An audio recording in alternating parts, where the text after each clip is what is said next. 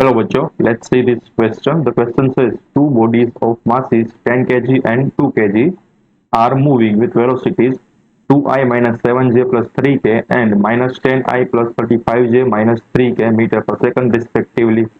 Calculate the velocity of their center of mass. तो हमें दो masses गिवन है. ये मान लो m1 था and जिसका मास था 10 kg एंड ये जो m2 मास है, m2 मास है, उसका जो मास गिवन है हमें 2 kg. अब ये दोनों कोई भी डायरेक्शन में मूव कर रहे हैं. मान लो इसकी जो वेलोसिटी है वो v1 है, इस डायरेक्शन में, यानी इस डायरेक्शन में जा रहा है v2. अब इन दोनों से एक सिस्टम से एक सेंटर ऑफ मास मान लो यहाँ पर बन रहा है. सेंटर में नहीं है, थोड़ा ऑफ साइड बताता हूँ जिससे कि आपको पता चले. यहाँ पर है, देखो यहाँ पर बन रहा है, ठीक है. तो वो किस डायरेक्शन में मूव करेगा, ठीक है. मैं डायरेक्शन तो बेसिकली नहीं पूछिए, बट किस वेलोसिटी के साथ मूव करेगा. मान लो इस डायरेक्शन में वो मूव कर रहा है फॉर एग्जांपल, ठीक है. एंड उसकी जो वेलोसिटी है सेंटर ऑफ मास वो होगी वीसीएम. तो हमें वीसीएम फाइंड करना है इस टाइप में, ठीक है, वेक्टर के फॉर्म में. तो मैं यहाँ पर लिख देता हूँ सेंटर ऑफ मास.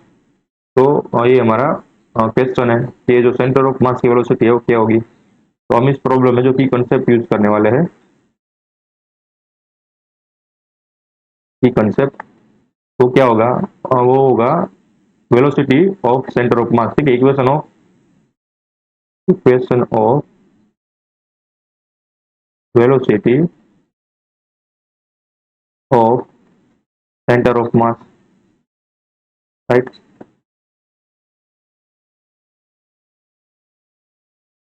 जो कि कैसे गिवन होता है, mass of the system times velocity of centre of mass is equal to summation of is individual mass times each individual velocity and I is running from 1 to n. तो ये हमारा की concept है, इसको हम use करके solve करने वाले हैं. वेरी बेसिक क्वेश्चन है, ठीक. तो हमारे पास जो इक्वेशन था, हमारे पास दो पार्टिकल के लिए कैसा इक्वेशन आएगा. तो हमारे पास दो पार्टिकल के लिए मास ऑफ द सिस्टम, यानी कि total mass of the system और कुछ नहीं, एंड सेंटर ऑफ मास की velocity is equal to m1 v1 plus m2 v2. अब जो है वीसीएम है वो हमें फाइंड करना है. तो वीसीएम को अकेला बना देता है. m1 कितना गिवन है, देखो m1 किसी को भी मान सकते हो, कुछ नहीं. तो m1 हमारे पास है 10 kg. तो यहाँ पर लिखता हूँ 10 kg.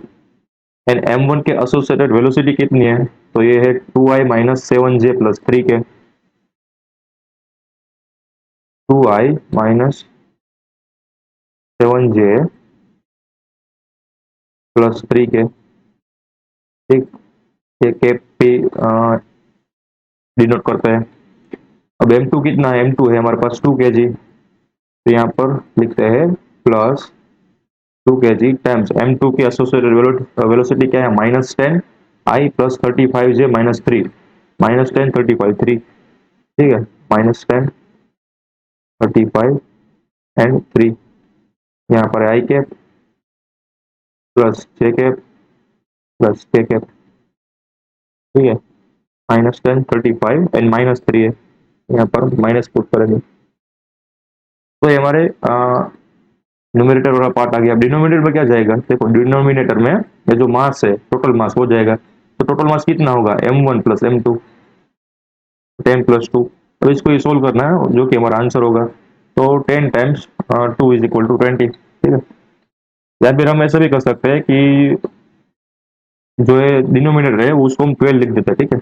ऐसा ये जो है उसको 12 लिख देते हैं.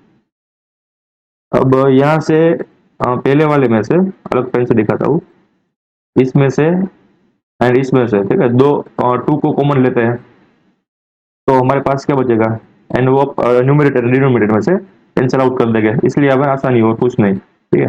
इवेंचुअली हमें लास्ट में भी यही करना है, तो बेटर रहेगा कि हम पहले से ही कर दें. तो यहाँ पर बचेगा 5, ठीक है. यहाँ पर पहले मैं 2 को कॉमन ले लेता हूँ, 2 तो अंदर बचेगा 5. अब मैं क्या करूंगा कि डायरेक्टली मैं जो यहाँ पर बचा है उसको ये इस वाले ब्रैकेट में मल्टीप्लाई कर दूंगा, तो अंदर बचेगा 5।